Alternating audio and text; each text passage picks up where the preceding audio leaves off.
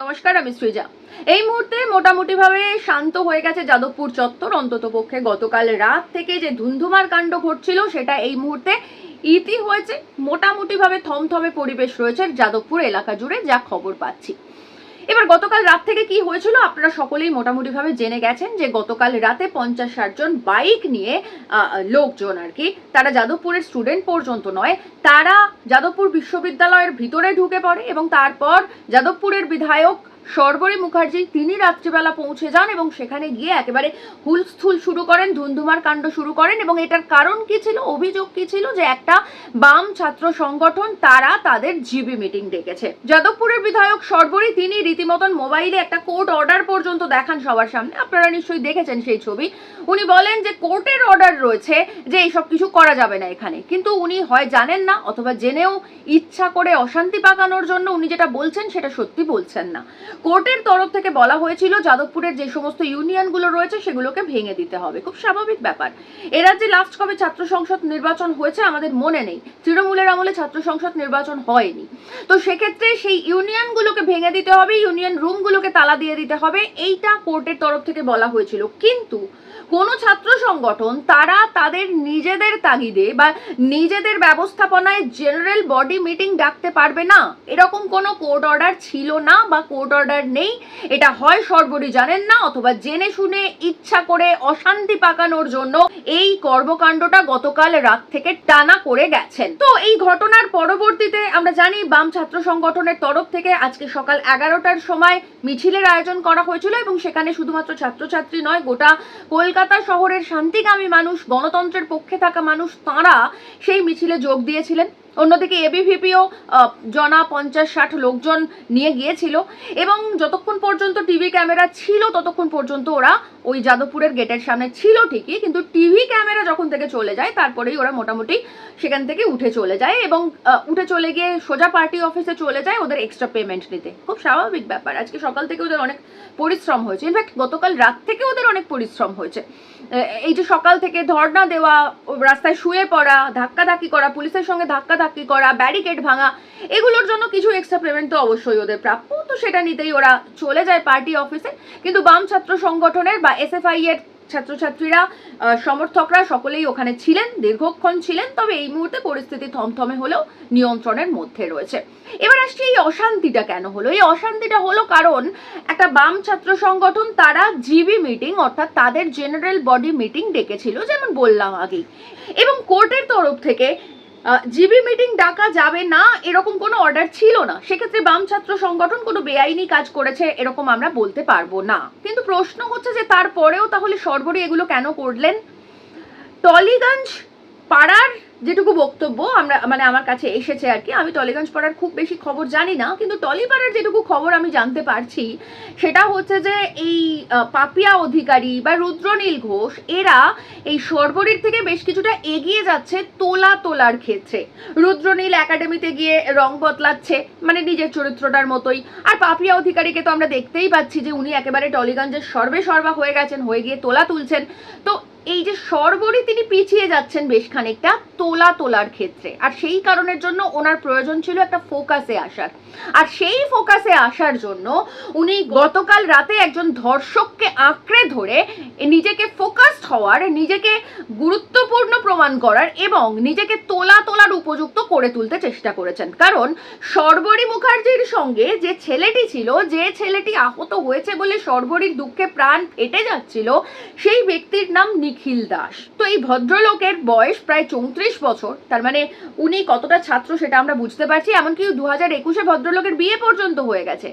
কিন্তু যেটা ঘটনা সেটা হচ্ছে যে 2014 সালে এই লোকটি, এই নিখিল দাস, একজন ছাত্রীর উপর, যাদবপুরেরই বাংলা ডিপার্টমেন্টের একজন ছাত্রীর শ্লীলতাহানি করেছে এবং তার জন্য তার জেল পর্যন্ত হয়েছিল। মানে বিজেপির কতটা খারাপ অবস্থা, মানে কতটা দৈন্য একটা রাজনৈতিক দলের হলে একজন ধর্ষককে আঁকড়ে ধরে সেখানকার একজন এমএলএ, মানে যাদবপুরের একজন এমএলএ নিজেকে ফোকাসে আনার চেষ্টা করে। মানে এর থেকে লজ্জার বোধহয় আমাদের এ রাজ্যের কলকাতা শহরের এরকম ঘটনা এর আগে কোনোদিন ঘটেনি। গতকাল শর্বরী মুখার্জি যা করে দেখিয়েছেন। এবার আসছি এই যে গন্ডগোলটা, এই গন্ডগোলটা করতে হলো কেন। মানে আমার বা আমাদের এ রাজ্যের শান্তিকামী মানুষের, সুস্থ গণতন্ত্রের পক্ষে থাকা মানুষের এটা প্রশ্ন শর্বরী মুখার্জির কাছে যে শর্বরী দেবী, আপনাকে এই গোলমালটা করতে হচ্ছে কেন? আপনার সমস্যাটা কি? কেন যাদবপুরে জিবি মিটিং হচ্ছে? তার জন্য তো জিবি মিটিং বন্ধ করে দিন, ছাত্র সংসদ নির্বাচন করুন। আমরা যারা বামপন্থী রাজনীতিতে বিশ্বাস করি, আমরা যারা বামপন্থার পক্ষে থাকি, তারা আজকে না, তারা দীর্ঘদিন ধরে বলে আসছি যে রাজ্যের কলেজ বিশ্ববিদ্যালয়গুলোতে দীর্ঘদিন ধরে ছাত্র সংসদ নির্বাচন হচ্ছে না। আপনাদের মনে থাকবে গত বছর এই ছাত্র সংসদ নির্বাচনকে কেন্দ্র করে, ইনফ্যাক্ট এই যাদবপুরের ছাত্র সংসদ নির্বাচনকে কেন্দ্র করে ইন্দ্রারোজ রায় নামে একজন ছাত্রের মাথার উপর দিয়ে প্রায় ব্রাত্য বসুর গাড়ির চাকা চালিয়ে দিয়েছিল ব্রাত্য বসুর ড্রাইভার। তখন মানে তৎকালীন শিক্ষামন্ত্রী ছিলেন ব্রাত্য বসু, তার কাছে এটাই আবেদন জানিয়েছিল ছাত্ররা যে ছাত্র সংসদ নির্বাচনটা করুন। লাস্ট কবে ছাত্র সংসদ নির্বাচন হয়েছে এ রাজ্যে, সেটা এ রাজ্যের সাধারণ মানুষ হিসেবে আমাদের মনে নেই। একমাত্র কলকাতা মেডিকেল কলেজ, যারা ব্যতিক্রম, যারা দীর্ঘ আন্দোলনের পরে গত বছর ছাত্র সংসদ নির্বাচন করতে সক্ষম হয়েছিল এবং সেখানে এবিভিপি একটা ক্যান্ডিডেট পর্যন্ত দিতে পারেনি, আর তাই বাম ছাত্র সংগঠন মেডিকেল কলেজে বিনা বাধায় বিনা প্রতিদ্বন্দ্বিতায় জয়ী হয়েছে। এবং গ্যারেন্টি দিয়ে আমরা বলতে পারি যে যদি এই মুহূর্তে ছাত্র সংসদ নির্বাচন করায় বিজেপি, তাহলে এ রাজ্যের প্রতিটা কলেজ, প্রতিটা বিশ্ববিদ্যালয় থেকে এবিভিপির নাম নিশান সমস্ত কিছু মুছে যাবে। আর সেই কারণের জন্য আমরা যারা এ রাজ্যের গণতন্ত্রের পক্ষে শান্তিকামী মানুষ, তারা বিধায়ক হিসেবে, বিশেষ করে যাদবপুরের বিধায়ক হিসেবে শর্বরী মুখার্জির কাছে আবেদন করছি যে এই জিবি মিটিং হচ্ছে, আপনার অশান্তি হচ্ছে, আপনার খারাপ লাগছে, যদিও আপনার এই একাকী বৃহৎ কর্মযজ্ঞে আপনাদের এক পিস যে নেতা আর কি এবিভিপির মোহিত রায়, তাকে তো আমরা দেখতে পেলাম না। মাত্র কয়েকদিন আগে তসলিমা নাসরিন যখন কলকাতায় এসেছিল, আমরা মোহিত রায়কে দেখলাম যে তসলিমাকে নিয়ে মোহিত হয়ে গেছেন তিনি। অথচ আপনার এই গতকাল থেকে আজ পর্যন্ত এই যে সুবিশাল কর্মযজ্ঞ, সেই সুবিশাল কর্মযজ্ঞে আপনার এক পিস যাদবপুরের নেতা, এবিভিপি নেতা মোহিত রায়কে কোনো সিনে আমরা একবারও দেখতে পেলাম না। এতটাই খারাপ কপাল আপনার যে আপনি নিজের দলের লোককে পর্যন্ত খুঁজে পাচ্ছেন না। এমনকি সমিত ভট্টাচার্য, তিনি পর্যন্ত স্টেটমেন্ট দিচ্ছেন যে এবিভিপি আমাদের সংগঠনই নয়, আর আপনি চলে গেছেন এবিভিপির নাম করে একজন ধর্ষককে শিখণ্ডী করে যাদবপুরে আগুন লাগাতে। তো শর্বরী দেবী, কালকে থেকে মানে কালকে রাত থেকে আজকে দুপুর পর্যন্ত যা হয়েছে তা হয়েছে। সুন্দর পরিবেশে, সুন্দর মেকআপে আপনি সুন্দর অভিনয় করেছেন, যথেষ্ট প্রশংসাযোগ্য, প্রশংসনীয়।